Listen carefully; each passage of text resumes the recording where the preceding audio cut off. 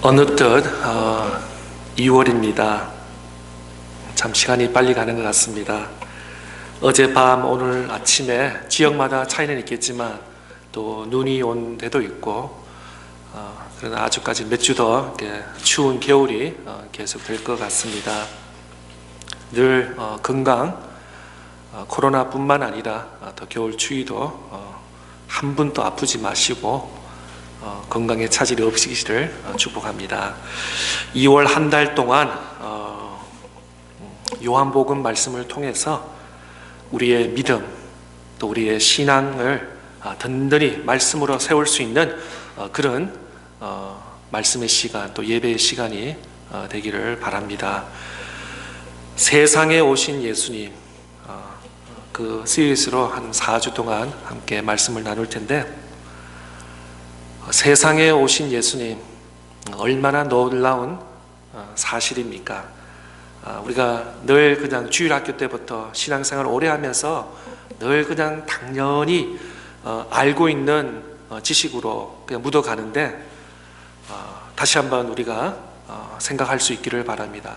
세상에 우리를 얼마나 사랑하시면 하나님의 아들 독생자 예수 그리스도가 우리에게 이 높고 높으신 하나님 보좌를 내려놓고 이 낮은 험악하고 죄가 많은 이 땅에 우리 주님께서 친히 오셨다는 그 사실만 하더라도 우리에게 참 큰 은혜와 축복이 아닌 줄 생각합니다. 우주 만물을 창조하시고 오늘 또 통치하시는 그 하나님께서 이 땅에 나를 위해서, 우리를 위해서 예수님이 오셨다는 그 놀라운 사실. 보통 아이들이 1년에서 가장 좋아하는 날이 자기 생일이라고 합니다. 자기 생일. 그래서 우리 집 아이들도 보면은 집에 달력이 있으면 막 그냥 동그라미를 해가지고 그날을 절대로 놓치면 안 된다. 요즘은 어릴 때는 그런 것 같아요. 각 가정의 자녀들이 어리면은 뭐 앞으로 2월달, 3월달 이때 막 동그라미를 쳐가지고 절대로 가족들이 잊어버리면 안 되는 날. 그날 일주일 전부터 며칠 전부터 잠도 안 잘 거예요. 엄마 아빠가 무슨 선물을 사줄지, 친구들이랑 모여서 어떤 파티를 할지. 아마 그냥 막 꿈속에서, 구름 속에서 떠서 하늘에서 그냥 사는 그런 아이들. 생일뿐만 아니라 크리스마스도 그렇게 그 아이들에게 익사이팅이 될 겁니다. 또 우리 어른들도 그렇잖아요. 한 해를 보르면서 지난 한 해를, 또 크리스마스, 사실 작년에는 여러 가지 상황에서 좀 그렇게 말이 화려하게는 못했지만 그래도 한 해를 보내면서 또 주님, 우리 믿는 성도들은 기쁨 감사로 또 성탄을 맞이하고 또 새해를 맞이하는 그런 시대에 있습니다. 보통 그늘날 때 맛있는 음식도 먹고 선물을 받기 때문에 아이들에게는 참 그렇게 엑사이팅하는 날이 될 것입니다. 그런데 크리스마스 의미가 무엇입니까? 바로 임마누엘이라는 것입니다. 하나님이 나와, 하나님이 우리와 함께하는 그 뜻을 말하고 있습니다. 바로 예수 그리스도의 탄생이 우리와 함께한다는 것입니다. 우리 앞에 어려움이 많이 있습니다. 걱정, 염려 요소들이 많이 있습니다. 늘 불안할 수도 있습니다. 늘 조급한 마음으로 우리가 매일매일 살고 있지만 단 한 가지 이 사실, 하나님이 나와 함께 하신다는 거예요. 예수 그리스도가 그 놀라우신 하나님이 나와 함께 한다는 그 사실에 우리는 참 위로를 받을 수 있고, 정말 그리스도인인가 그리스도인이 아닌 그 차이는 엄청난 차이인 것입니다. 똑같은 어려움과 어려움이 있지만 우리 믿는 성도들에게는 하나님이, 예수님이 나와 함께 한다는 그 놀라운 사실에 우리는 은혜와 축복과 오늘 또 담대하게 우리가 일어서서 나갈 수 있는 줄 믿습니다. 또 요한복음을 통해서, 또 복음서를 통해서 진정한 예수님은 하나님의 아들이시다, 예수 그리스도는 하나님의 아들이시다, 그리고 하나님과 동일하신 분이 바로 그의 아들 예수 그리스도다라는 것입니다. 이 진리, 이 사실만 우리가 붙잡고 오늘 나가면 오늘 이 한 주간 또 한 해도 정말 은혜와 축복 속에 우리가 살 수 있는 줄 확신합니다. 요한복음 10장 30절 말씀에 보면은 나와 아버지는 하나이다. 나와 아버지는 하나이다 라고 말씀하고 있습니다. 또 요한복음 14장 9절의 말씀에 보면은 예수께서 이르시되 빌립아 내가 어떻게 오래 너희와 함께 있으되 내가 나를 알지 못하느냐 나를 본 자는 아버지를 보았거늘 어찌하여 아버지를 보이냐 하느냐. 제자에게 꾸짖으시면서 아니 지난 3년 이상 시간을 보냈는데 아버지가 어디 계세요? 하나님 아버지를 보여주세요. 나를 본 자는 하나님을 본 자라. 나와 하나님은 동일하다라고 예수님께서 우리에게 말씀하고 있는 것입니다. 또 마태복음 14장 33절 말씀에 보면은 배에 있는 사람들이 예수께 절하여 이르되 진실로 하나님의 아들이소이다. 예수님께서 벌벌벌 그냥 풍란에 떨고 있는 제자들에게 예수님께서 물 위로 걸으시면서 이전에도 그런 걸 본 적도 없고 이후에도 본 적이 없는 진정 제자들이 무릎을 꿇고 경배하면서 진짜 하나님이다. 우리 예수님은 하나님이시다라고 고백하는 것입니다. 또 우리가 지난 몇 주 전에 보았죠. 마태복음 16장 16절 말씀처럼 시몬 베드로가 대답하여 이르되 주는 그리스도시요 살아계신 하나님의 아들이십니다. 이런 복음서의 말씀을 통해서 진정 예수 그리스도는 하나님이시고 하나님과 동일하신 예수 그리스도인 것을 우리가 말씀을 통해서 깨달을 수 있는 것입니다. 오늘 요한복음 말씀은 예수께서 많은 기적 또 많은 표적 가운데서도 가나 혼인잔치에서 물이 변하여 포도주가 된 표적에 관한 내용입니다.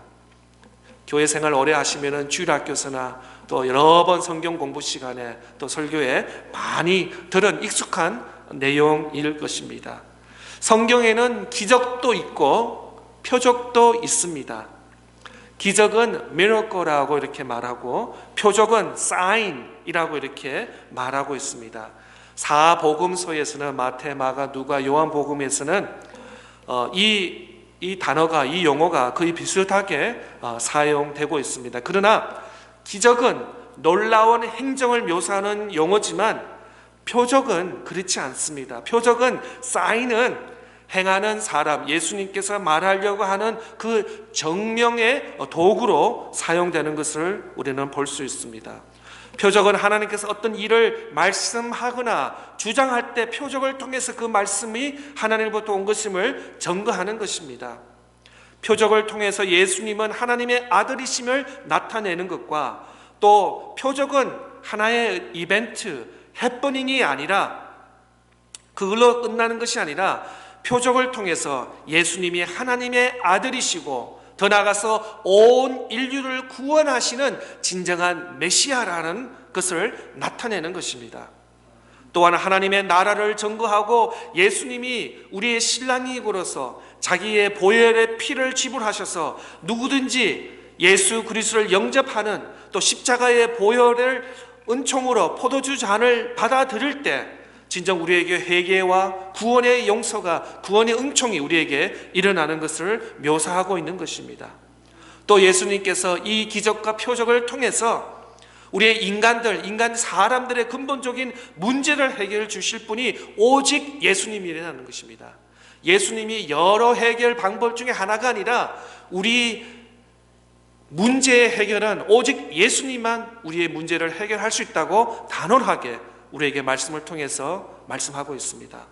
1절 2절 말씀 보겠습니다. 요한복음 오늘 본문 2장 1절 2절 말씀. 사흘째 되던 날 갈릴리 가나에 혼례가 있어 예수의 어머니가 거기 계시고 예수와 그 제자들도 혼례의 청함을 받았더니 예수님과 제자들은 결혼식에 초대를 받았습니다. 아마 이 내용을 1절 2절 내용을 봐서 아마 예수님 가족과 매우 가까운 사람, 우리 그렇잖아요. 결혼식 하는데 그냥 지나가는 사람 아무나 들어오세요. 그런 결혼식은 없을 것입니다.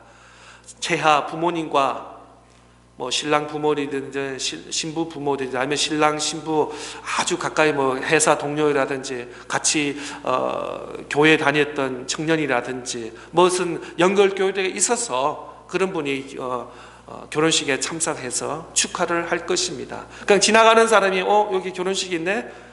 그런 참여는 그렇게 하지를 않는 것을 볼 수 있습니다.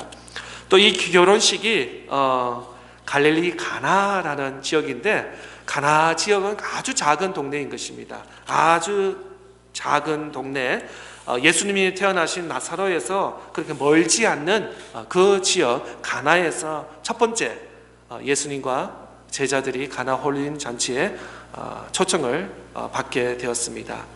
지금하고는 많이 차이가 있지만 이 팔레스타인 지역, 중동 지역에는 농경 사회라서 마을 주민들이 이렇게 함께 모여서 이웃 사촌처럼 친하게 지내면서 또 이 젊은 신랑 신부 혼인 결혼식에 축하하면서 새 부부를 축하하는 그런 혼인 잔치인 것입니다.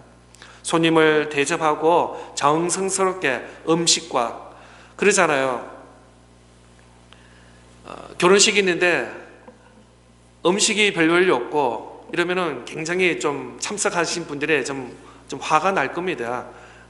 축가 이렇게 결혼식은 예식은 잘했는데 그래도 이렇게 맛있는 음식도 먹고 또 오랜만에 만난 분들하고 교제를 나누면서 서로 인사를 나누는 거, 이것이 아마 결혼식 이후에 필요 자료에서 일어나는 그런 일일 것입니다. 그 중에서도 특별히 중동 지역에는 물이 귀하잖아요. 물이 귀하니까 이 포도주가 굉장히 없어서는 안 되는 그런 음식과 더불어서 포도주가 필요한데 큰 일이 나게 되었습니다. 3절 말씀 보겠습니다. 포도주가 떨어진지라 예수의 어머니가 예수에게 이르되 저들에게 포도주가 없다니. 이제 일이 났습니다. 손님들은 동네 사람들 많이 있고 이제 혼례를 치르고 이제 음식과 포도주가 이렇게 마시면서 서로 덕담도 하고 축복도 하고, 참 이 신랑 참 잘생겼다, 힘도 좋다, 또 신부도 참 내조 잘하게 생겼다, 앞으로 이 젊은 부부 축복한다, 잘 살 거다, 아들 딸도 많이 낳을 것이다, 뭐 이런 덕담을 하면서 좋은 분위기가 있는데 이 포도주가 바닥이 났다, 떨어졌다는 그런 소식을 듣게 되는 것입니다. 초대한 손님한테 큰 결례가 되는 것이죠.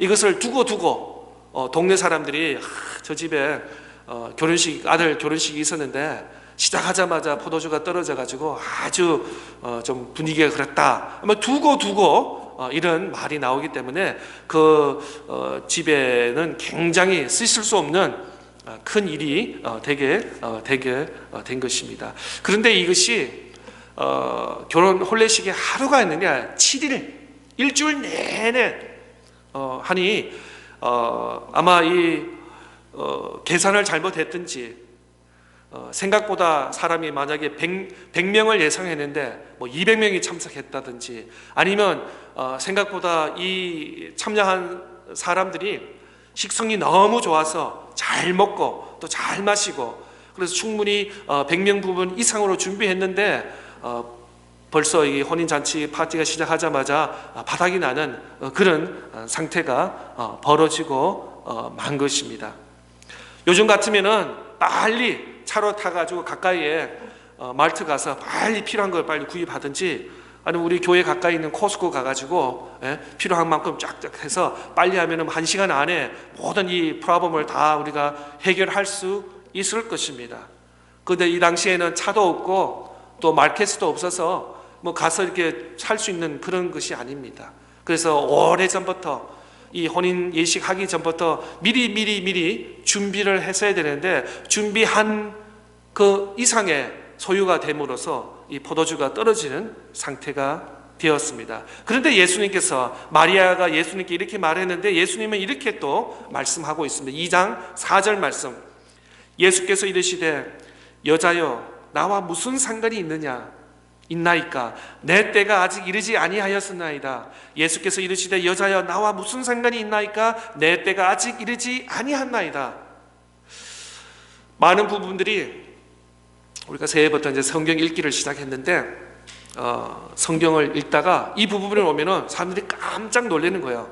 아니, 아무리 예수님이지만 우리 한국적인 어떤 동양적인 사상으로 어머니한테, 자기 육신의 어머니한테 여자요 하는 것은 이건 용납이 되지 않는 거죠. 이게 용서가 되지 않죠. 아무리 예수님이다 하더라도 예수님의 자기의 육신의 어머니한테 어머니라고 그러지 않고 여자요라고 하는 것은 결례에 맞지 않는 것을 볼 수 있습니다. 그런데 성경을 자세히 보면은, 원어에 보면은 이 여자요 말은 결코 어머니를 낮게 부르는 그런 의미가 아닌 것을 볼 수 있습니다.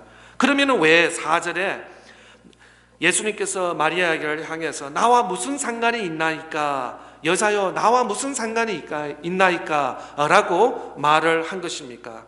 그거는 아무리 예수님의 어머니 마리아가 하더라도 예수님께서 이 땅에 오신 목적이 바로 인류를 위해서 죽으시고 인류를 구원하기 오신 예수님이기 때문에 내 때가 아직 이르지 아니하나이다 라고 예수님께서 말씀하고 있는 것입니다. 이것은 단지 포도주가 떨어진 해프닝으로 끝난 것이 아니라 이 이적과 기적을 통해서 바로 예수 그리스도가 누구신가를 나타나기 위해서 예비한 그런 사건이기 때문에 그런 것을 볼 수 있습니다. 5절, 6절, 7절, 8절 함께 보겠습니다. 그의 어머니가 하인들에게 이르되 너희에게 무슨 말씀을 하시든지 그대로 하라 하니 거기서 유대인의 정결 예식을 따라 두세 통 드는 돌 항아리 6이 놓였는지라.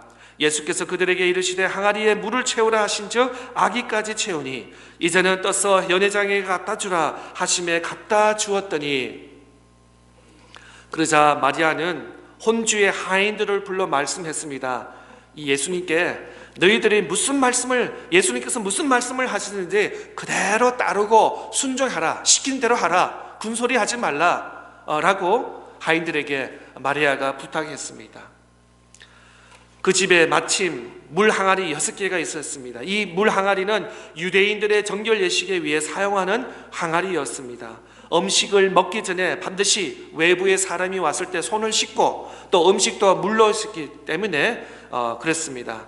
우리가 시장에 가서 장을 보고 집에 돌아와서 물을 뿌려야지 이 음식을 정결하게 또 깨끗이 먹을 수 있는 그런 유대 문화인 것입니다.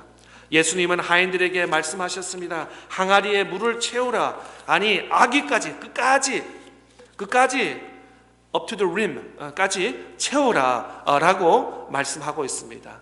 오늘날 같으면 수도꼭지에 물을 틀면 뭐 1갤런, 10갤런, 뭐 100갤런 뭐 필요한 만큼 우리가 사용할 수 있지만 이 당시에는 수도물이 없기 때문에 많은 물이 필요하면은 항아리가 있어서 항아리에 우물을 길러서 가져와야 되는 그런 수고가 있는 것을 볼 수 있습니다. 그런데도 불구하고 하인들은 예수님의 말씀에 순종했다는 것입니다. 보통 일하는 사람들이 그러잖아요. 아니 이거 내 일이 아닌데 왜 나한테 갑자기 이런 무리한 일을 시키십니까? 라고 불만 불평을 할 수 있었을 것입니다. 그런데 아무 하인들도 예수님의 말씀에 불순종하고 또 나쁜 의도로 순종한 사람은 없는 것을 볼 수 있습니다. 8절 말씀에 이제는 떠서 연회장에게 갖다 주라 하심에 갖다 주었더니, 하인들은 아무것도 이해할 수 없었습니다. 아니 물이 어떻게 포도주가 되고, 포도주가 없으면 빨리 옆집에 가서 아니면 이웃 가까이 가서 포도주를 더 빌려오든지 뭐 좀 가져와야 되는데 빈 항아리에 물을 길러서 물을 넣으라.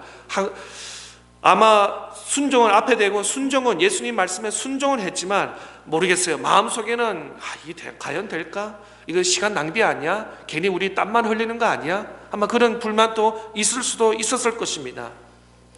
특별히 오늘 처음 만난 이 사람이 왜 이런 일을 나에게 시키지? 아마 궁금할 점도 있었을 것입니다. 그러나 하인들은 이번에도 불평 한마디 없이 즉각적으로 예수님의 말씀에 순종했습니다. 그냥 옆에 있는 물을 길러서 여기 항아리에 한 것이 아니라 저 멀리 모르겠어요. 10분, 20분, 30분 거리를 빈 항아리를 들고 또 거기서 우물을 가지고 또 무거운 물을 들고 와서 채우고, 이걸 여러 번 반복으로. 만약에 밤에 했으면은 요즘처럼 이게 조명이 있고 밤이 있어서 그냥 걷는데 아무 문제가 없을 수 있지만 조명도 불도 없었습니다. 만약에 대낮에 저녁 준비를 위해서 지금 낮에 한다 그러면 중동 지역의 대낮은 어떻습니까? 100도 이상 뜨거워서, 굉장히 더워서 땀을 흘리고 탈증이 들고 굉장히 하인들의 이 서비스에 굉장히 불편함이 있었을 것입니다.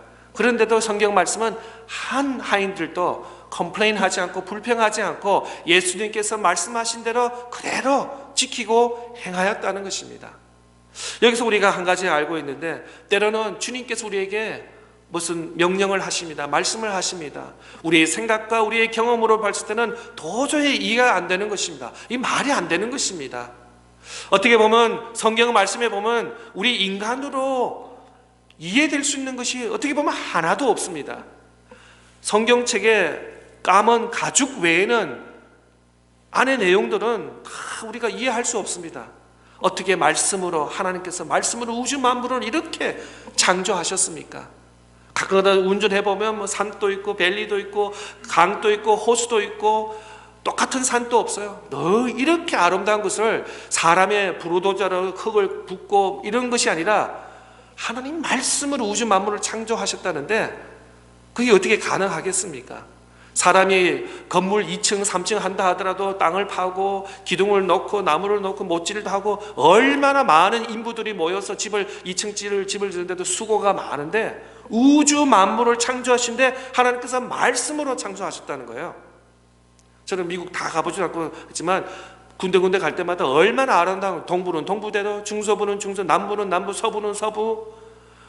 저는 카나다는 안 가봤지만 카나다는 더 어메이징하답니다. 미국보다도 더 자연 경치가 더 해서 정말 하나님께서 이걸 창조하지 않으시면 누가 했을까라는 그런 의문가 생길 만큼, 또 어떤 목사님 간증을 들었는데 호주와 뉴질랜드는 완전히 에덴 동산 같다라는 그런 묘사를 하면서 정말 이 땅에서 볼 수 없는 하늘나라의 에덴 동산 같은 아름다움이 호주와 뉴질랜드에 있다라는 이런 표현도 하신 기억이 나고 있습니다.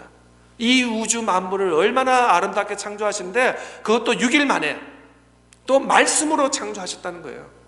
저 애국 군대가 5천 달려오고 죽이려고 하는데 홍해를 갈랐습니다.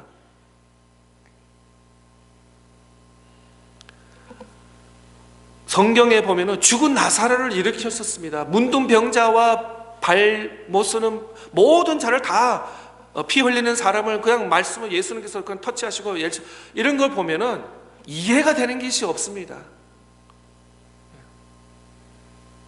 성경 말씀이 우리 인간의 경험과 우리의 로직으로, 논리로 이해되는 것이 하나도 없습니다. 믿음으로, 이거는 하나님 하신 것이다, 이거는 믿음으로 고백할 때 성경이 우리 눈에 들어오고 우리가 인식할 수 있고 이해가 되는 것입니다. 믿음 없이는 성경 말씀이 하나도 알 수가 없는 것을, 믿을 수가 없는 것을 우리는 다 동의하실 것입니다. 9절 10절 말씀, 연회장은 물로 된 포도주를 맛보고서 어디서 났는지 알지 못하되 물 떠온 하인들은 알더라. 연회장이 신랑을 불러 말하되 사람마다 먼저 좋은 포도주를 내고 취한 후에 낮은 것을 내거늘 그대는 지금까지 좋은 포도주를 주었더라 하느라. 그러자 놀라운 일이 생겨났습니다. 분명 하인들이 떠온 것은 물이었습니다. 근데 연회장의 입에 닿았을 때는 세상에 그 어디에서 맛볼 수 없는 고급, 최고급의 포도주로 변한 포도주의 맛이었습니다. 포도주를 맛본 연회장은 깜짝 놀랐습니다. 세상에 어떻게 이런 맛 좋은 포도주가 있다는 말인가? 또 신랑과 호스트를 불러서, 아니 보통 사람들은 처음에 좋은 거 놔두고 가면 갈수록 좀 안 좋은 이렇게 그런 것이 세상 일치인데 어떻게 당신은 이렇게 맛있는 포도주를 연회 중간에 끝부분에 이렇게 마셨냐? 요즘에는 잘 못 가지만 가끔가다 이제 고기 뷔페, 휴스턴에 있을 때 한두 번 가봤고 이랬는데, 고기 뷔페집 가면 동일하죠. 저만 그랬나요? 처음에는 이렇게 고기가 맛있어요. 그러니까 더 주세요, 더 주세요 이렇게 하면은 이제 두 번째, 세 번째, 네 번째는 처음보다는 조금 이렇게 질이 좀 안 좋은, 좀 고기가 더 덥덥하다든지 이럴 수가 있는 그런 경우가 있는데, 아마 지금도 그렇고 옛날에도 그런 것 같습니다. 연회장을 할 때 포도주가 좋은 고급을 하고 사람이 취하고 분별력이 없을 때는 그냥 대충 그냥 보통 수준의 포도주를 갖다 주고 음식을 갖다 주고, 아마 그런 문화가 아마 이 팔레스타인 지역, 중동 지역에도 있지 않나 생각이 되는 것입니다. 그렇습니다. 2000년 전에도 그렇고 지금도 그렇습니다. 물이 포도주가 되는 것은 이때 한 번밖에 없습니다. 2000년 전에도 이 가나 잔치에서 예수님께서 기적과 표적을 한 것 이외에 오늘날도 물이 변하여 포도주가 될 수는 없는 것입니다. 아무리 과학자고 아무리 화학자고 라고 해서 물을 자꾸 붓는데 물이 어느 순간 변하여 포도주가 되는 것은 지금도 2000년 전도 앞으로도 일어나지 않는다는 것입니다. 물은 물입니다. 포도주는 포도주인 것입니다. 변하지 않습니다. 화학적 변화가 불가능하다는 것입니다. 이것은 오직 하나님, 예수님만 할 수 있다는 것입니다. 좀 이렇게 눈을 속여서 이렇게 다른 컵을 이렇게 하죠. 눈을 속일 수는 있을지만 물컵하고 포도주 컵이 있다 해서 이렇게 눈을 속임수를 쓸 수는 있겠지만 물 자체가 빈 컵에다 물을 부었는데 포도주가 되고 포도주가 물이 되고 이렇게 되지는 2000년 전에도 되지 않고 지금도 되지 않고 앞으로도 되지 않는다는 것입니다. 또 예수님께서 포도주가 떨어졌다고 할 때 예수님께 말씀을 드렸는데, 예수님 포도주가 떨어졌으니까 빨리 만들어 오세요, 아니면 어디 가서 더 가지고 오세요 라고 하지 않습니다. 마리아는 예수님께 포도주가 떨어졌습니다, 문제만 제시했습니다. 그리고 예수님이 알아셔서 하인들에게 고하여서 빈 항아리 6개에 우물을 떠서 물을 가득 채우라 라는 그 명령, 그 말씀밖에 하지 아니하셨습니다. 우리는 하나님께 나아가면서 말씀으로 기도나갈 때 우리의 문제, 우리의 근심, 우리의 걱정을 하나님께 호소할 뿐입니다. 하나님 이거 이렇게 해주세요, 저렇게 해주세요. 이것은 맞지가 않은 거죠. 우리의 아픔과 슬픔과 좌절과 우리를 힘들게 하는 요소들을 하나님께 그대로 그냥 상달하는 것입니다. 그리고 하나님께서 우리의 처지를 다 아십니다. 다 채워줘. 우리가 뭐가 필요한지, 뭐가 걱정이 되는지, 우리의 염려가 무엇인지, 우리 자신을 자꾸 낙심하고 다운시키는 이런 요소들이 무엇인지 우리 주님은 다 아신다는 것입니다. 그냥 무릎 꿇고 하나님께 나아가서 아버지 나에게, 우리 가정에, 우리 직장에, 우리 사업터에 이런 어려움이 있습니다 라고 구할 때 우리 주님께서 다 들어주시고 응답으로 채워주시고, 때로는 우리 시간이 아닐 수도 있어요.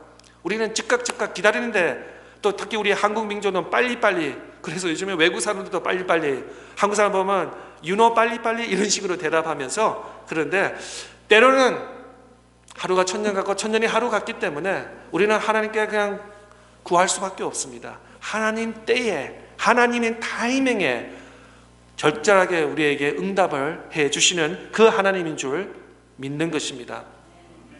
9절 말씀, 연회장은 물로 된 포도주를 맛보고서 어디서 났는지 알지 못하되 물 떠온 하인들은 알더라. 지금 아무도 몰랐어요. 분명히 예수님 어머니 마리아께서 포도주가 다 떨어졌습니다 라고 하고, 그 연회장과 신랑과 모든 사람은 몰라요. 옆집에서 조금 더 빌려왔겠지, 아니면 저 큰 집에서 좀 거리는 있었지만 그 집에서 조금 돈을 지불하고 또 포도주를 구입했겠지라는 그런 추상적인 생각을 할 수 있겠지만, 근데 아는 사람이 있었다는 것입니다. 하인들은 직접적인 일선에서 일했기 때문에 예수님 말씀에 순종하고 빈 항아리에 우물을 해서 물을 가득 채웠고, 그리고 그 항아리에 들은 그 물을 연회장에 다 회원들에게 갖다 준 그 하인들은 다 알았다는 것입니다. 그 하인들은 예수님이 누구신가, 예수님이 하셨다, 예수님이 물을 변하여 포도주가 되었다 라고 직접 눈으로 앞에서 경험하면서 그들은 간증하게 되었던 것입니다. 연회장은 이 포도주에서 어디서 났는지 알지 못했지만 물도온 하인들은 알았습니다. 예수님의 말씀에 처음부터 끝까지 순종한 하인들은 이 포도주가 어디서 나왔는지 정확하게 알고 있는 것입니다. 때로는 우리의 상식에, 우리의 경험에 이해가 되지 않는 그런 부분이 많이 있습니다. 그러나 이 하인들은 어떻게 되었습니까? 이 가나 혼인잔치에 참석한 사람들 중에 제일 축복과 제일 많이 은혜를 받은 사람이 바로 하인들이었습니다. 하인들. 왜냐하면 직접 예수님의 말씀에 순종했고 끝까지 처음, 중간, 끝까지 순종한 결과 예수님이 그냥 단지 물이 변하여 포도주로 된 그뿐만 아니라 진정 하나님의 아들 예수 그리스도, 인류를 구원하신 예수 그리스도를 만나게 되었다는 그 은혜와 축복이 이 하인들에게 깨달음이 되었다는 것입니다. 우물을 길러온 물, 또 돌 항아리에 담았던 물, 예수님께서 연회장에 갖다 주라고 했던 바로 그 물이 최고급의 포도주로 바뀌어 있었던 것입니다. 이날 하인들은 예수님이 어떻게 바라보고 있었을까요? 또 그 모습을 곁에서 바라본 제자들은 이 하인들이 예수님을 바라보고 또 옆에 함께 동거동거한 제자들이 예수님을 바라보면서 어떻게 했을까? 진정 예수님 그리스도는 메시아시다, 내 마음에 확신이 들었을 것입니다. 마지막으로 11절 말씀해 보면은 예수께서 이 첫 표적을 갈릴리 가나에서 행하여 그의 영광을 나타내심에 제자들이 그를 믿느니라. 요한복음에서 가장 중요한 단어가 바로 11장에 기록되고 있는데 바로 그 단어는 표적이라는 단어인 것입니다. 사인이라는 단어인 것입니다. 이 사인은 예수님께서 행하신 기적인데 이 기적은 예수님이 참으로 어떤 분이신가 나타내는 표, 사인이고 그래서 단순히 기적이라 부르지 않고 표적이라고 부르는 것입니다. 물이 변하여 포도주가 된 사건이야말로 예수님이 바로 하나님의 아들이시며 우리의 구원자 되심을 알리는 가장 첫 번째 표적이 되었던 것입니다. 사랑하는 성도 여러분, 이 표적은 누구의 순종으로 일어났습니까? 우리는 이름도 몰라요. 그냥 하인이라고 했습니다. 이 가나 혼인잔치에 서브하러 온 이름도 없고 몇 명이라도 기록되지 않습니다. 이름도 모르고 얼굴도 모르는 이 하인들이 그들도 예수님을 잘 알지 못했습니다. 그러나 이 하인들 마음속에 예수님 말씀에 하나 모든 것을 순종했더니 예수님을 만나고 메시아를 만나고 죄 용서함을 받고 구원을 받는 은총이 이 하인들로부터 온 회중에 혼인에 참석한 사람들에게 임하게 되었던 것입니다. 이 놀라운 비밀을 알게 되었던 것입니다. 단순히 좋은 포도주가 어디서 나오는지 알게 된 그런 인포메이션이 아니라 이 물이 변하여 포도주가 되고 이 가나 혼인잔치를 통해서 살아계신 하나님의 아들 예수 그리스도 메시아 구세주 구원자를 만나게 되었다는 것입니다. 하나님의 말씀에 순종하는 자가 주님을 더 깊게 알 수 있는 것입니다. 주님의 뜻에 순종하는 자들에게 주님은 더 클리어하게 선명하게 우리에게 나타나신다는 것입니다. 우리들도 물도온 하인들처럼 예수님의 말씀에 즉각적으로 순종할 수 있기를 바랍니다. 그러할 때 주님께서 우리의 삶에 놀라운 변화를 일으켜 주실 것입니다.